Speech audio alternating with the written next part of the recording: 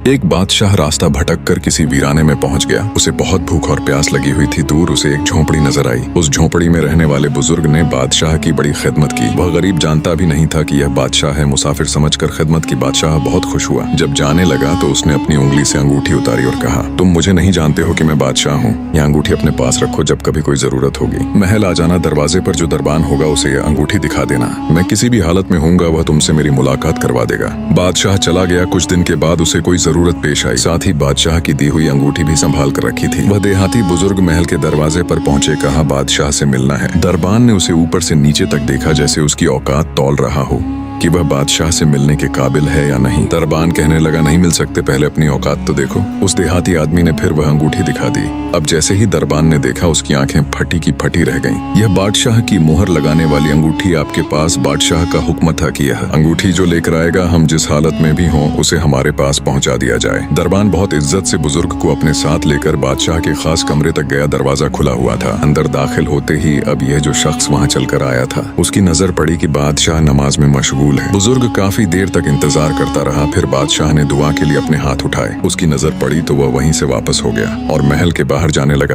दरबान ने कहा, बुजुर्ग इतने दूर से आए हो, सफर करके आए हो, मिल तो लो। बुजुर्ग ने कहा, अब नहीं मिलना है, काम हो गया, अब वापस जाना है। थोड़ी दूर चला गया। जब बादशाह फारिग हुआ, दरबान ने कहा, ऐसा आदमी आया था, यहाँ तक आया, फिर वापस जाने लगा। बादशाह ने कहा, फौरन लेकर आओ, वह हमारा मोहसिन है। दरबान उसके तलाश के लिए निकल पड़ा।